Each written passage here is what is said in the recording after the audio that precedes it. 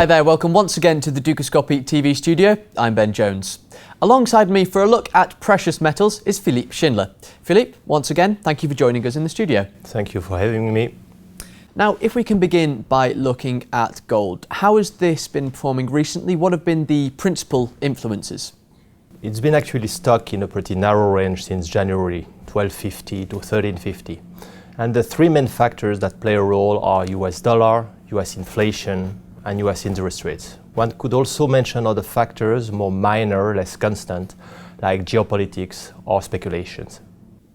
Okay, now how has it been performing compared to other precious metals? Has it been standing out at all compared to them? No, one should really differentiate. On the one hand, you have gold, and gold is by nature the currency of diversification, the safe haven currency, and it's also a means of hedging by investors. Conversely, other precious metals, and one could mention silver or palladium or platinum, they are more linked to the business cycle and to industrial. And it's also very different when it comes to investing. You have fewer vehicles and narrower markets. Okay, now if we discuss the interest rates that you mentioned as well, have they been affecting any of the precious metals much so far, or do you think it will start to give more of an impact when we do see a hike? Hike and realization is not the issue. It's much more investors' expectations that play a role. But in the near future, the market is so focused on the Fed that probably it will not play that major role that one would expect. One should probably look rather at central banks' action, emerging central banks. There might be natural buyers willing to take advantage of the current opportunity, i.e. a lower price of gold, and they want to diversify out of the US dollar, specifically considering geopolitics. And one could also mention speculation. Hedge funds have been very tame lately.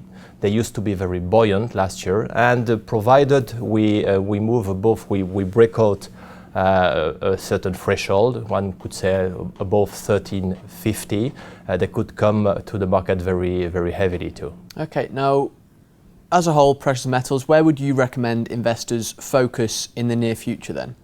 They've gained again consideration when it comes to global portfolio. Lately, there is a lower correlation of precious metals, namely gold, with all the risky assets. So it might well become again an investment of choice. So medium to long term, having some gold in portfolio is a good idea.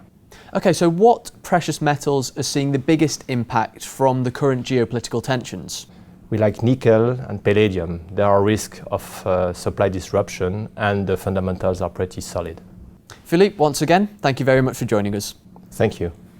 And thank you for watching. Do make sure you keep clicking back to Dukascopy TV, as we'll be bringing you plenty more updates and exclusive interviews. Bye for now.